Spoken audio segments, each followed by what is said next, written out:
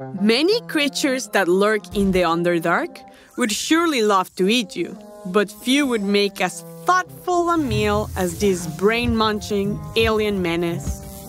Today, we're talking about the iconic Mind Flayers. Hello, and welcome to Monster Talks, the show that delivers must-know info on classic creatures from Dungeons & Dragons. Mind Flayers, also known as Illithids, or Ceremorphs if you want to be fancy, are horrific eldritch-inspired monsters that first appeared in supplemental material for 1st edition Dungeons & Dragons way back in 1975. They were such a hit that they made the jump to the 1st edition Monster Manual in 1977 and have been a mainstay in the game ever since. So, what exactly is a Mind Flayer? In 5th edition, Mind Flayers are medium-sized humanoid aberrations with a traditional alignment of lawful evil and a challenge rating of 7. They are formidable foes who often dwell in the Underdark.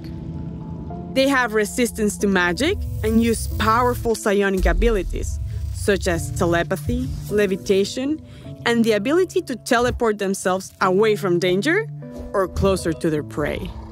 When they get a hold of their prey, often unwitting humanoids unlucky enough to cross their path, or foolish enough to intrude in their lair, the Mind Flayer uses a combination of formidable psychic and physical attacks to grapple their victim, break open their skull using their powerful mouth tentacles, and devour their brains and memories. Yuck! The Mind Flayers' innate psychic powers are also the answer for how they live within their habitats. Mind Flayers live in colonies, where they are all connected to a psionic hive mind. They share thoughts and senses between themselves within the colony, which means if one Mind Flayer knows there's an intruder in the colony, they all do.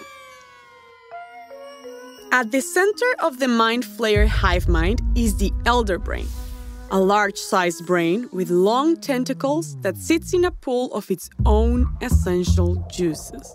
But don't let the Elder Brain's immobility fool you. It has incredible psionic powers, which it uses to invade the minds of its enemies and cause all manner of devastating effects. If all that wasn't bad enough, Mind Flayers also have a parasitic nature. They spend the first years of their life as tadpoles swimming in the Elder Brain's pool. When the time comes, a lucky tadpole is chosen to infest the brain of an unlucky captured humanoid creature. This begins a process called ceremorphosis, wherein the host creature's brain is devoured as the tadpole transforms into its replacement.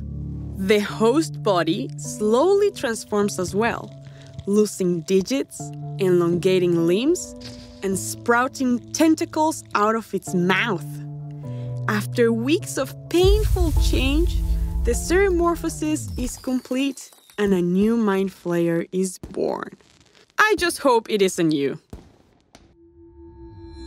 Mind Flayers are masterminds, and they constantly experiment on different creatures to create new variants to do their bidding. Such creatures include Oblexes, Gnome Ceremorphs, Gnome Squidlings, Mind Witnesses, Neothelids, Brainstealer Dragons, Grimlocks, and Intellect Devourers. That's a lot of biodiversity. Mind Flayers might make their home in the Underdark now, but that wasn't always the case. The origins of Mind Flayers are just as strange and alien as they are. According to legend from the Forgotten Realms and Spelljammer play settings, Mind Flayers used to control vast empires that spanned the void between realms. They conquered and enslaved entire worlds and traveled between them in horrific ships called nautiloids.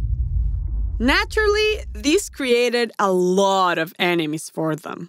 Most notable of nemesis are the Geath, a race of star-faring humanoids who were enslaved and displaced by the Mind Flayers, and have sworn an oath of vengeance against them that has lasted thousands of years. The Geeth know how to hold a grudge, and if anyone has earned their rage, it's Illithids.